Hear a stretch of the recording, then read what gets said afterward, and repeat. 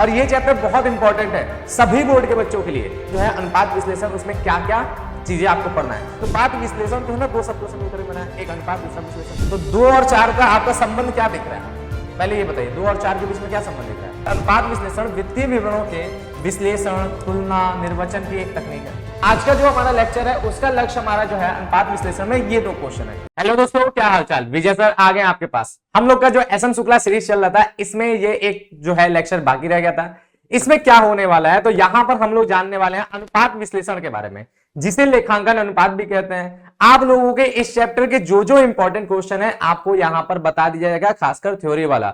और ये चैप्टर बहुत इंपॉर्टेंट है सभी बोर्ड के बच्चों के लिए। हम लोग का ये सीरीज जो है एसएम शुक्ला, जो किताब यूपी बोर्ड में चलता है, लेकिन ऐसा मत सोचेगा कि इसमें जो भी चीजें पढ़ाया जा रहा है वो केवल यूपी बोर्ड वाले के लिए नहीं।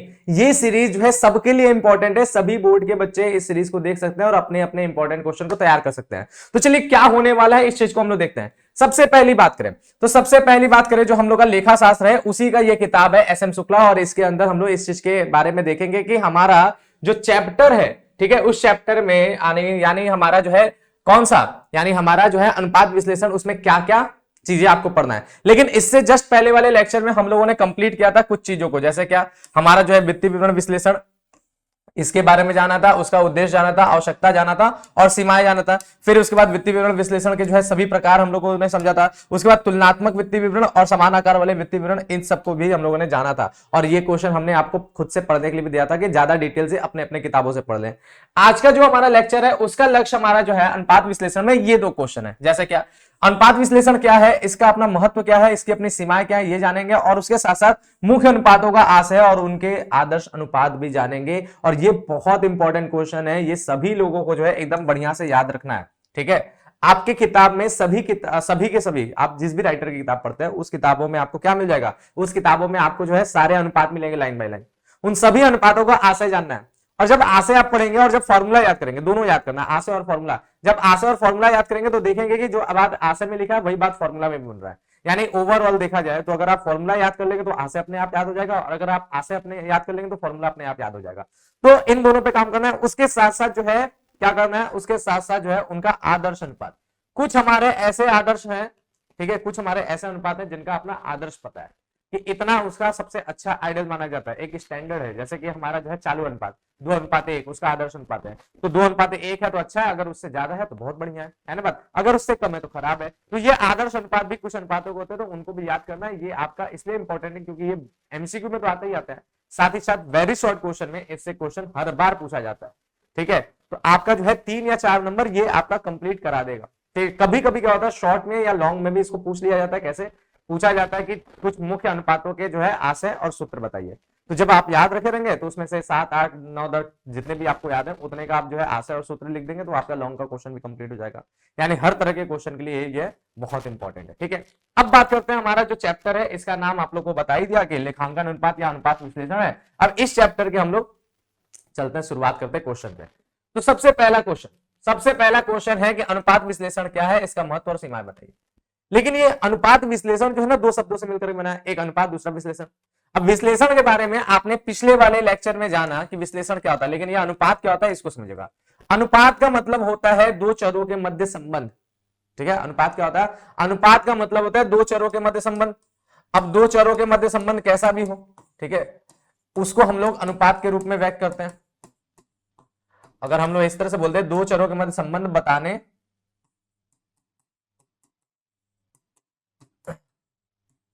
ठीक है, बताने वाले अभिव्यक्ति को अनुपात कहते हैं। ठीक है, अभिव्यक्ति का मतलब एक्सप्रेशन, अभिव्यक्ति कोई व्यक्ति नहीं है। ठीक है, अभिव्यक्ति का मतलब क्या होता है, एक्सप्रेशन। ठीक है, एक्सप्रेशन, बात समझ में आया। तो अभिव्यक्ति को अनुपात कहते हैं। अगर हम केवल अनुपात के बारे में बोल दें, जैसे क्या है, ठीक है, जैसे क्या है यहां पर देख लीजिए, जैसे ये देखिए 2 और 4, ठीक है, 2 और 4 ये हमारे 2 चर हो गए। ठीक है, ये 2 आंकड़े हो गए, एक संख्या 2 है, दूसरा संख्या 4 है। अगर हम लोग इसका अनुपात बनाते 2 और 4 को, तो 2 और 4 का आपका संबंध क्या दिख रहा है, पहले ये बताइए 2 और 4 के बीच में क्या संबंध दिख रहा है, दिख रहा है कि नहीं। 2 जो है 2 से दोगुना है 4, ठीक है, 2 का दोगुना है 4, तो पहला संबंध ये है कि अगर आप इसको जो है 4/2 कर देंगे तो ऑटोमेटिकली आपका आंसर आ जाएगा 2, यानी ये 2 टाइम्स, यानी ये दोगुना है, तो इसे भी हम लोग अनुपात कहेंगे। दूसरा संबंध हम लोग इस तरह से भी बता सकते हैं, 2:4 कट कर दिया तो क्या आ गया, 1:2, ठीक है, यानी अगर 2 को 1 माना जाएगा तो जो है 4 उसका दोगुना है। इस तरह से भी वो बात समझ में आ रहा है। तो अनुपात का ओवरऑल क्या मतलब होता है, आपका संबंध, दो चरों के मध्य, दो आंकड़ों के मध्य जो संबंध बताता है उसी को हम लोग क्या कहते हैं, अनुपात कहते हैं। ये बात हो गया। अब यहां पर जो है विश्लेषण क्या होता है, ये बात आप लोग जानते हैं। अब इन्हीं दोनों को एक साथ बैठा देंगे तो अनुपात विश्लेषण का मतलब पता चल जाएगा क्या होता है। चलो देख लीजिए, अनुपात विश्लेषण का अगर हम लोग आशय की बात करेंगे तो लिखा है, अनुपात विश्लेषण वित्तीय विवरणों के विश्लेषण, तुलना, निर्वचन की एक तकनीक है। जाहिर सी बात है, जो आपने पिछला चैप्टर पढ़ा ना वित्तीय विवरण के विश्लेषण, उसमें आपने तकनीक पढ़ा था, उस तकनीकों में अनुपात विश्लेषण भी एक था। तो ये भी क्या है कि हमारा अनुपात विश्लेषण भी क्या है, हमारा वित्तीय विश्लेषण का ही एक तकनीक है, ठीक है, वित्तीय विवरण विश्लेषण का। यह एक ऐसी प्रक्रिया है जिसमें लेखांकन चरों के, ठीक है, लेखांकन चरों के आधार पर विभिन्न अनुपातों की गणना की जाती है। इसमें क्या किया जाता है, पहले लेखांकन जो चर होते हैं उनसे लेकर के अनुपात बनाया जाता है तरह तरह के, और फिर उसके बाद क्या होता है, और उनके आधार पर निष्कर्ष निकाले जाते हैं, क्योंकि विश्लेषण का प्रक्रिया उसमें अंतिम में निष्कर्ष निकलता है। तो वो जब अनुपात निकाला गया, अनुपात के बाद उसको समझा गया और उसके बाद उससे निष्कर्ष निकाला गया, ठीक है। और उसके बाद क्या है, जो प्रबंधकीय निर्णय का आधार बनते हैं उसके आधार पर क्या होता है, फिर प्रबंधकीय निर्णय होता है, यानी प्रबंध की बातें होती है। और फिर अनुपात विश्लेषण में जो है ना 4 चरण होता है। जब अनुपात विश्लेषण करने आते हैं तो उसमें 4 प्रक्रिया होकर के गुजरता है, यानी 4 चरण के जरिए हमारा अनुपात विश्लेषण होता चलता है। अब कौन कौन से चरण है, पहला यहां पर बोला है संबंधित समंकों का चयन। सबसे पहले हम लोग उन समंकों का चयन करेंगे जिसका आपस में संबंध बन सकता है।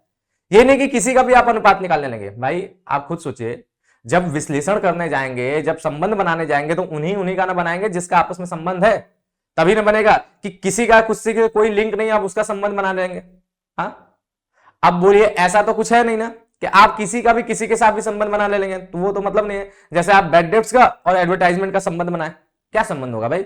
बैड डेब्ट्स एसोसिएटेड है और एडवर्टाइजमेंट जो है प्रचार की बात है, कहीं से कोई संबंध स्थापित हो सकता है, नहीं हो सकता है। इसीलिए सबसे पहले उन आंकड़ों का चयन करते हैं जिनका आपस में संबंध बन सकता है, तो सबसे पहले समंकों का चयन होता है। फिर उसके बाद क्या है, सम अनुपातों की गणना। जब आंकड़ों का चयन हो जाएगा फिर उनके बीच अनुपात निकाल लेंगे। अब जैसे अनुपात निकालेंगे वो संबंध हमें पता चल जाएगा कि क्या है उनके बीच का मतलब, ठीक है। अब अनुपात गणना कर लें, अनुपात गणना करने के बाद क्या करेंगे, फिर अनुपातों की तुलना करेंगे। जब अनुपात पता चल गया फिर उनकी तुलना करेंगे, पिछले साल के कुछ रिकॉर्ड से, अपने जैसे किसी फर्म का, किसी कंपनी का कोई रिकॉर्ड से उनके साथ तुलना करेंगे। तुलना करने पर पता चलेगा कि हमारा जो है अनुपात, हमारा जो निकला है इस साल की स्थिति है वो अच्छी है या बेकार है। या फिर जो तुलना होता है ना वो स्टैंडर्ड के साथ भी होता है। स्टैंडर्ड का मतलब वो मानक, जैसे हमने आदर्श अनुपात बोला था ना, वही आदर्श अनुपात एक स्टैंडर्ड था, उसके साथ तुलना करेंगे कि हमारा आदर्श से अच्छा है कि आदर्श से खराब है। अगर आदर्श से खराब है तो बिजनेस में कुछ खराबी है, उसको सही करना पड़ेगा, ठीक है बात। फिर उसके बाद क्या होता है, फिर उसके बाद बोलता है अनुपातों का निर्वचन। और जब अंततः आप तुलना वगैरह सब कर लेंगे तो सारी बातें आपको एकदम क्लियर हो जाएगा कि हाँ ये चीजें हैं। तो फिर क्या करेंगे, आप उससे निष्कर्ष निकाल करके निर्णय की प्रवृत्ति पे पहुंच जाएंगे। आप जो है निर्णय लेंगे और निर्णय लेके आगे का स्टेप्स उठा लेंगे, ठीक है। तो यही बोला है अंत में, ठीक बात। निर्वचन का मतलब ही होता है निष्कर्ष निकाल कर निर्णय लेना, ठीक है बात। तो ये पूरा का पूरा अनुपात विश्लेषण की एक प्रक्रिया है, ठीक। अब ये अनुपात विश्लेषण जब समझ में आ गया तो अब बात करते हैं कि आखिर में अनुपात विश्लेषण होता क्यों है, उसका उद्देश्य महत्व क्या है।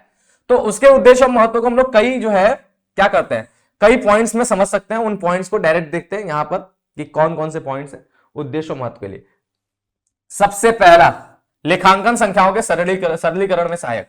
सबसे पहला जो उद्देश्य अनुपात विश्लेषण का, कि वो लेखांकन की जो अपने आंकड़े हैं बहुत जटिल होते हैं, उनको पढ़ करके, उनको देख करके कुछ समझ में नहीं आएगा, तो उनको सरल कर दिया जाता है। सरल करते आपको पता चल जाता है कि हाँ ये चीज है।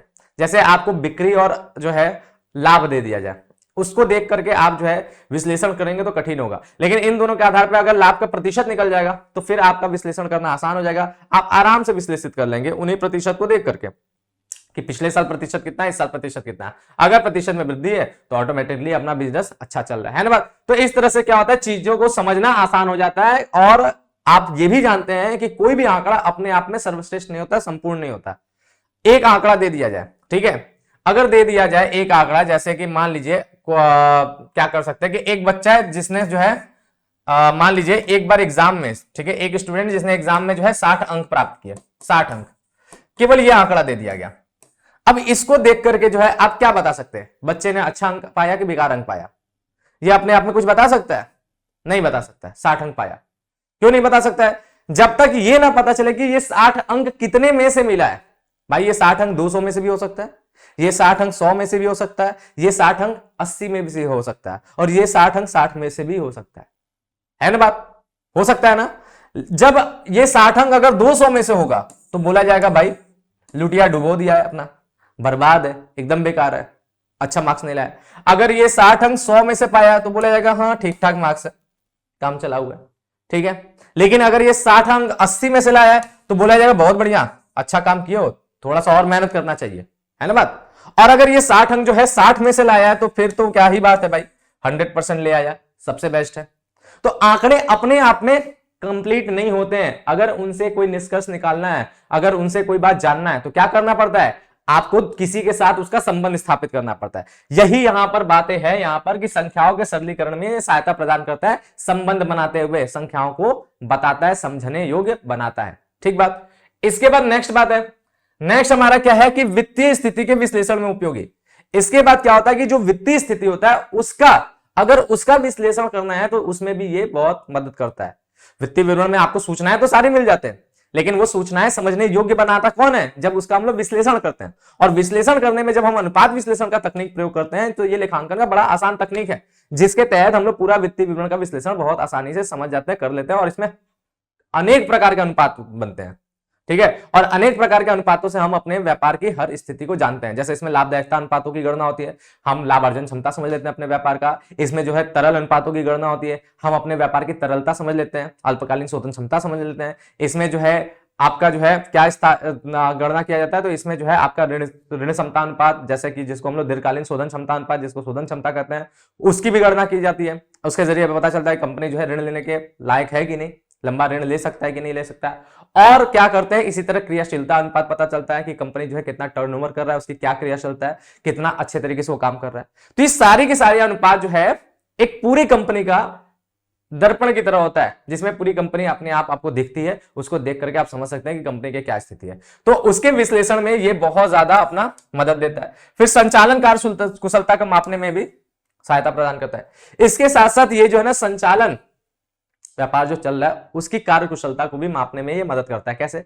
संचालन किसके जरिए पता चल जाए, जो हमारा जो टर्नओवर रेशियो होता है ना बात, जिसको एक्टिविटी रेशियो भी कहते हैं, वो क्रियाशीलता को नापता है कि व्यापार कितना क्रियाशील है, व्यापार कितना अच्छा है। अगर टर्नओवर रेशियो अच्छा बढ़ रहा है, ऊपर जा रहा है, यानी आपके व्यापार में क्रियाशीलता ज्यादा, व्यापार जो है अच्छे तरीके से चल रहा है, मजबूती के साथ चल रहा है। अगर टर्नओवर रेशियो कम हो रहा है यानी क्रियाशीलता कम है, तो आपके व्यापार की स्थिति खराब है, ठीक है। तो संचालन कार्य कुशलता को नापने के लिए बहुत सी चीजों को हम लोग देख सकते हैं। सबसे पहला तो हम लोग जो है क्या कर सकते हैं, इसको कार्य निष्पादन अनुपात भी हम लोग कहते हैं, ठीक है। तो पहला हम लोग यही कहते हैं कि हम लोग एक्टिविटी रेशियो के जरिए देख लेते हैं क्रियाशीलता क्या है। फिर उसके बाद लाभदायकता के जरिए हम लोग देख लेते हैं भाई कि हमारे व्यापार की जो लाभदायकता क्या है।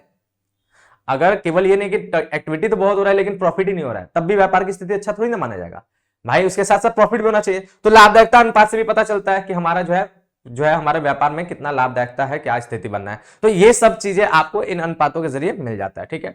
फिर इसके बाद हमारा क्या है, फिर इसके बाद जो है वित्तीय पूर्वानुमान एवं नियोजन में सहायक। इसके बाद आपको पता ही है कि हम लोग जब सारे चीज पढ़ लेते हैं, सारे चीज देख लेते हैं, विश्लेषण कर लिया, विश्लेषण से निष्कर्ष निकाल लिया, सब हो गया है, तो फिर उनके आधार पर हम क्या कर सकते हैं, पूर्वानुमान लगा सकते हैं कि अगले साल ऐसा हो सकता है, ठीक है। तो उसके हिसाब से प्लानिंग वगैरह करना स्टार्ट होता है। तो पूर्वानुमान एवं नियोजन में भी ये सहायता प्रदान करता है। फिर इसके बाद व्यवसाय की कमजोरियों का निर्धारण में उपयोगी है। जब विश्लेषण कर लिया, सब चीजें पता चल गया, तो जाहिर सी बात है कमजोरियां भी पता चलेगा। फिर कमजोरियों का निर्धारण हो जाएगा कि यही कमजोरी है, इसकी वजह से ऐसा प्रॉब्लम है। फिर उन कमजोरियों को दूर करने के लिए अपना उपाय किया जाएगा। तो कमजोरियों का भी इसके जरिए प्लान होता है, पता चलता है। फिर इसके बाद क्या, तुलनात्मक अध्ययन में उपयोगी, समझ में आ रहा होगा, तुलनात्मक भी अध्ययन हो सकता है।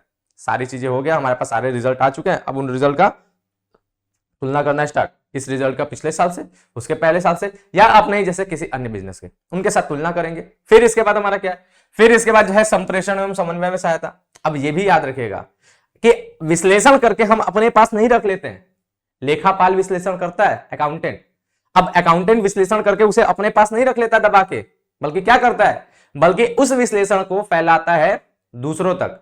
दूसरों तक किसके तक, उन लोगों तक जिनको उसकी जरूरत है, इसीलिए उसका संप्रेषण किया जाता है। फिर जब संप्रेषण हो जाता है तो फिर उसका आपस में समन्वय किया जाता है। तो जब पूरे आंकड़ों को समझने योग्य बना लिया गया तो फिर उन लोगों को दे दिया जाएगा जिनको उनकी जरूरत है, जो उसका उपयोग करने वाले हैं, जैसे स्वामी, प्रबंधक, ठीक है, आपके जो है कर्मचारी, आपके जो है विनियोजक जिसको इन्वेस्टर कहते हैं, फिर उसके बाद आपके ऋणदाता, सरकार, इन लोगों को पहुंचाया जाता है ना बात। वो लोग लेकर के फिर उसका अपने हिसाब से प्रयोग करते हैं, तो इसीलिए समन्वय होता है।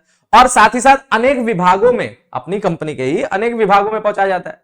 वो लोग अपने अपने विभाग का स्थिति जानते हैं और फिर उसके बाद वो लोग उसी के हिसाब से आपस में तालमेल भी बैठाते हैं। तो ये चीज है, तो संप्रेषण और समन्वय भी इसके जरिए होता है। ठीक बात। नेक्स्ट हमारा क्या, नेक्स्ट हमारा हम लोग बात करते हैं अनुपात विश्लेषण की सीमाएं। अब बात होता है सीमा की। भाई ये तो बात हो गया कि क्यों जरूरी है, क्या कारण है। अब बात करते हैं हम लोग सीमाएं की, यानी उसकी कमियां। तो कमियां वही है जो आपने पहले भी पढ़ लिया भाई, अगर स्टार्टिंग में ही गलती हो गया तो अंत तक गलत ही होता जाएगा। यही तो अकाउंट है। न्यूमेरिकल्स में आपने देखा होगा ना, हमसे भी आपसे भी हमेशा होता होगा, जब आप न्यूमेरिकल्स लगाते होंगे, अगर कहीं भी गलती से बाई चांस ध्यान भटक गया, किसी रीजन से एक जगह गलत हो गया, तो फिर क्या होगा, फिर वहां की गलती लगातार कंटिन्यू होते होते लास्ट तक पूरा गलत ले जाएगा कि नहीं। यही बात है। तो अगर लेखांकन में कोई गड़बड़ हुआ है तो विश्लेषण ऑटोमेटिकली गलत होगा। वो अपने आप सही तो नहीं ना बता देगा। लेखांकन में अगर आपने गलत किया तो उसी आंकड़ों को लेकर के ना विश्लेषण किया जाए, यानी अगर आंकड़े शुद्ध, स्पष्ट और सत्य होंगे तो यह बात मान के चलिए कि विश्लेषण भी शुद्ध, स्पष्ट और सत्य होंगे। लेकिन अगर लेखांकन में ही गड़बड़ी है तो विश्लेषण कुछ नहीं कर सकता। विश्लेषण भाई जो आंकड़े आएंगे उसी का होता है। ठीक है, तो यही बात है। तो यहां पर जब सीमाएं देखेंगे तो अन्य जो भी सीमाएं हैं आपको, वो सारी सीमाएं पिछले वाले चैप्टर से मिलता जुलता रहेगा। तो देखिए क्या है, पहला बोलता है कि एक अनुपात का सीमित महत्व। देखिए ये थोड़ा सा अलग है। बोला क्या, एक अनुपात का सीमित महत्व, यानी अगर आप जो है अनुपात विश्लेषण करते हैं और सोचते हैं कि आप केवल एक अनुपात निकाल लें, ठीक है, जैसे मान लीजिए एक अनुपात होता है सकल लाभ अनुपात, ठीक है, सकल लाभ अनुपात मान लीजिए एक अनुपात होता है, आप बस इसको निकाल लें और आप उसी के हिसाब से सोच रहे हैं कि हम पूरे व्यापार को इसी के हिसाब से समझ लेंगे और उसके हिसाब से आगे लेकर चलेंगे, तो नहीं। सकल लाभ अनुपात केवल बिक्री और सकल लाभ के मध्य संबंध स्थापित करता है। ये ट्रेडिंग अकाउंट तक ही इसका प्रभाव रह जाएगा। उसके बाद शुद्ध लाभ होता है, संचालन लाभ होता है, संचालन व्यय होता है, ऐसा करके बहुत से लाभदायकता अनुपात है, वो सब होता है। जब तक आप सारे अनुपात नहीं निकालेंगे तब तक आप अपने व्यापार की एक्चुअल लाभदायकता को नहीं जान पाएंगे कि आपके व्यापार की क्या लाभदायकता है। क्योंकि ऐसा भी होता है कि सकल लाभ हो जाता है और उसके नीचे फिर सकल हानि जो है शुद्ध हानि हो जाता है। ठीक है, तो कंप्लीट नॉलेज के लिए आपको पूरा लाभदायकता अनुपात निकालना पड़ेगा और इसी तरह अगर तरलता चाहिए तो पूरे के पूरे तरलता अनुपात देखना पड़ेगा। इसी तरह अगर शोधन क्षमता चाहिए तो पूरे के पूरे शोधन क्षमता अनुपात देखना पड़ेगा। इसी तरह अगर एक्टिविटी के बारे में जानना है, क्रियाशीलता के बारे में जानना है, तो पूरे के पूरे क्रियाशीलता अनुपात निकालना पड़ेगा। और सभी अनुपातों को जब निकाल लेंगे तभी जाके हमें पता चलेगा कि हमारे व्यापार की पूरा का पूरा क्या स्थिति है, पूरा उसका विश्लेषण कर पाएंगे। अकेला एक अनुपात अपने आप में सब कुछ नहीं है, वो अपने आप में कुछ समझ लीजिए सब कुछ नहीं है, मतलब मान लीजिए कुछ भी नहीं है, एक तरह से बोल सकते हैं।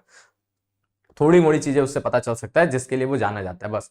बाकी अगर पूरे व्यापार का दर्पण चाहिए, पूरे व्यापार के बारे में जानना है, तो आपको क्या करना पड़ेगा, सारे अनुपात निकालना पड़ेगा।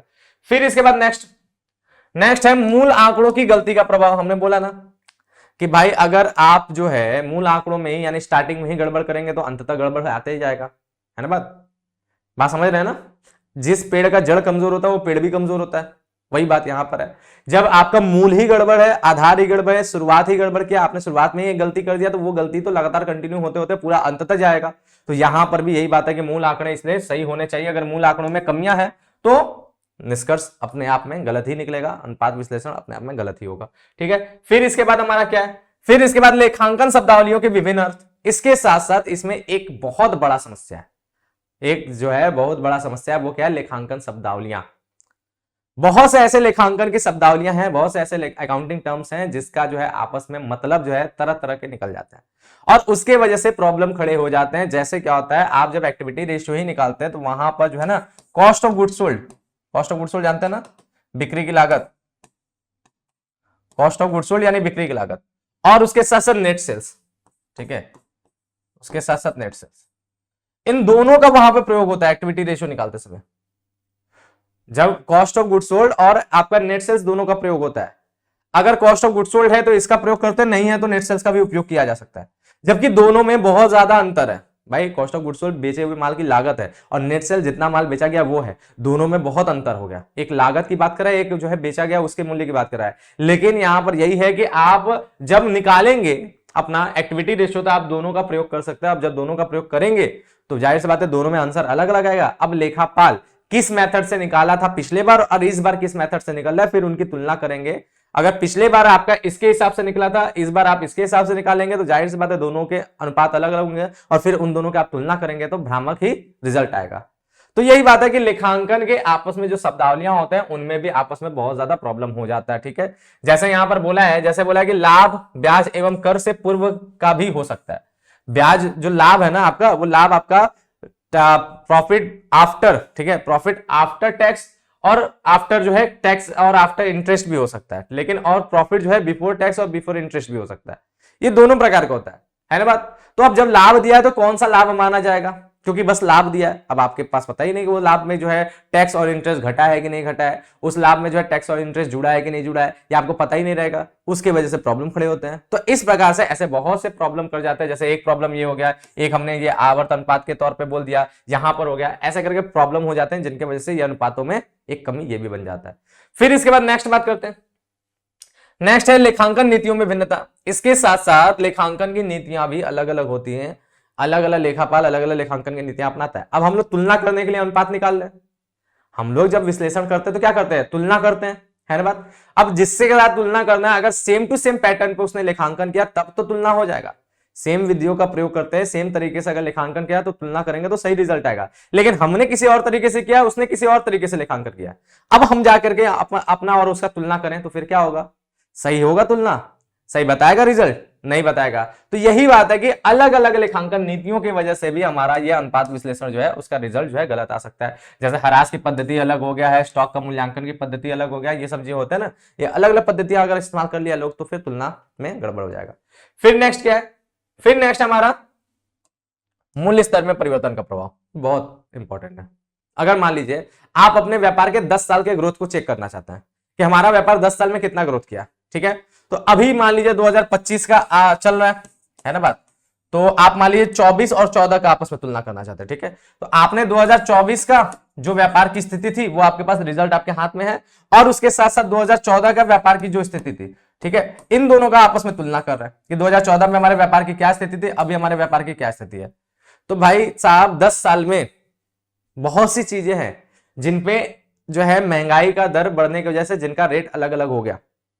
बहुत सी चीजें 10 साल पहले सस्ता बिकता था, अब महंगा बिकता है ना बात, तो उस महंगाई का वहां पे असर पड़ता है, यानी इन्फ्लेशन का जो है, इन्फ्लेशन रेट जो होता है उसका असर पड़ेगा, और इन्फ्लेशन की वजह से जो भी रिजल्ट आएगा, इन्फ्लेशन मतलब आप एक तरह से कहते हैं मुद्रा प्रसार, इसको कहते हैं मुद्रा, ठीक है, उससे एक तरह से महंगाई बढ़ता है, तो आप इसको महंगाई दर भी बोल सकते हैं, ठीक है।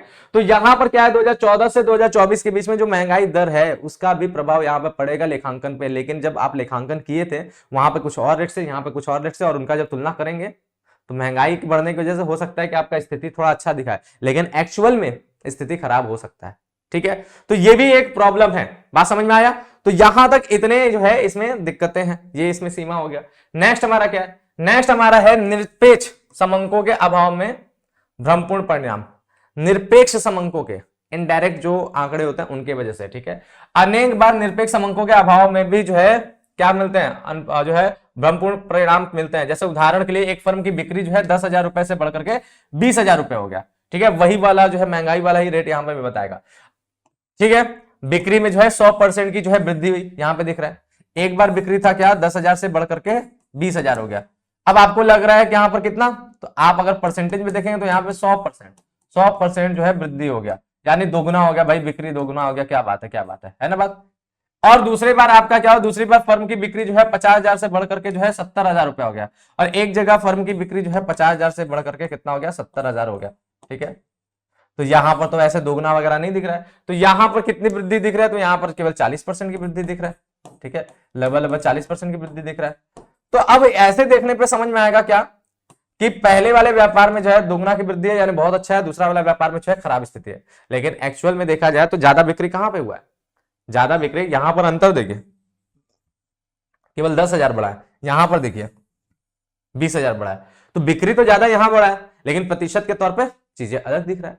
तो इस प्रकार से भी जो है भ्रमित किया जाता है और भ्रमित हो सकता है आदमी, ठीक है। तो निरपेक्ष समंक जो है इसी प्रकार से प्रॉब्लम खड़े करते हैं, तो ये भी हमारा एक जो है क्या है, एक जो है सीमा है, बात क्लियर है। इसीलिए जब भी हम इस प्रकार का अनुपात विश्लेषण करें तो इन सब का भी एकदम गौर से ध्यान देना चाहिए कि कहीं ये सब चीजों की वजह से हमारा विश्लेषण गलत ना हो जाए, ठीक है, ये बात हो गया।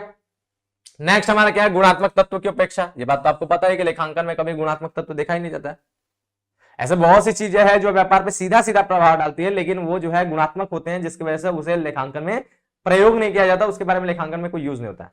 जैसे एग्जाम्पल के तौर पर आपका व्यापार एकाधिकार है, आपका व्यापार एकाधिकारात्मक व्यापार है, आप अकेले उस चीज के मालिक हैं, अकेले उस चीज को बेचते हैं, तब तक तो आपके व्यापार में खूब प्रॉफिट होगा, क्योंकि आप मनमाने ढंग से ही कुछ भी कर सकते हैं, लोग आपसे ही लेंगे। लेकिन जैसे ही आपके कॉम्पिटिटर आ जाएंगे, बहुत ढेर सारी प्रतियोगिता अगर आपके सामने आ जाएगा, ठीक है, तो फिर क्या होगा, आपका एकाधिकार छूट जाएगा, तो फिर आपके प्रॉफिट भी कम हो जाएंगे, स्थिति आपका जो है खराब हो जाएगा, है ना बात। और ये चीज आपका लेखांकन नहीं मेंशन करेगा, है ना बात। तो इस प्रकार से हर चीजों का, आप हर प्रकार का ज्ञान आप केवल लेखांकन के जरिए नहीं प्राप्त कर सकते, बहुत से चीजों के लिए आपका गुणात्मक तत्वों को भी देखना पड़ता है, और गुणात्मक तत्वों के बारे में यहाँ पर कोई उल्लेख है ही नहीं। ठीक है, बात क्लियर हो गया।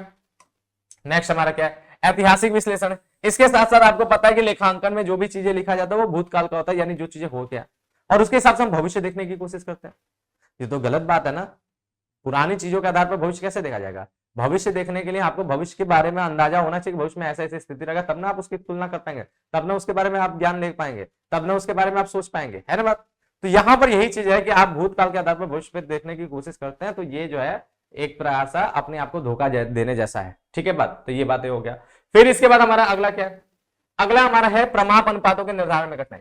इसके साथ साथ जो प्रमाप अनुपात होते हैं, यानी स्टैंडर्ड, ठीक है, जो स्टैंडर्ड बनता है, जो हमारा अपना, इसके साथ साथ बोल ले जो आदर्श अनुपात बनता है, उसको निर्धारण करने में भी कठिनाई होती है। देखिए बहुत के आदर्श अनुपात तो सीधे सीधे लेखांकन का ये रूल बन चुका है कि इसका इतना आदर्श अनुपात होना चाहिए, लेकिन कुछ व्यापारी अपने अपने स्टैंडर्ड खुद तैयार करते हैं कि हमारे व्यापार का स्टैंडर्ड होगा 10%, ठीक है, लाभ कमा लीजिए, जो है नेट प्रॉफिट रेशियो का वो 10% रख लिया है, कोई अपने यहाँ 8% रखता है, कोई अपने यहाँ 15%, कोई अपने यहाँ 20% रखता है। तो ये स्टैंडर्ड का निर्धारण कैसे होता है, तो इसे भी कठिन होता है, क्योंकि स्टैंडर्ड जो है हर व्यापार अपने अपने हिसाब से रखता है, हर व्यापार अपने अपने हिसाब से सोचता है, उस हिसाब से रखता है, और ये कोई इसके ऊपर फिक्स कोई थ्योरी नहीं है कि हाँ इतना ही होना चाहिए, कोई एक तरीका नहीं बनाया कि हाँ इस प्रकार से इस तरह से इसकी गणना करनी चाहिए। तो सब व्यापार अपने अपने हिसाब से करते हैं, तो जाहिर सी बात है इसका कठिनाई में जो है, इसका निर्धारण में कठिनाई होता है। फिर इसके बाद क्या है, व्यक्तिगत पक्षपात। व्यक्तिगत पक्षपात होगा, लेखापाल अपने हिसाब से सारी चीज को करेगा ही, खुद अगर लेखापाल लेखांकन करेगा तो उसका अपना कुछ ना कुछ पक्षपात तो होगा ही। साथ ही साथ व्यक्तिगत पक्षपात इसलिए भी होता है कि जब निष्कर्ष निकाला जाता है और जब निर्णय लिया जाता है तब भी व्यक्तिगत पक्षपात हो जाता है।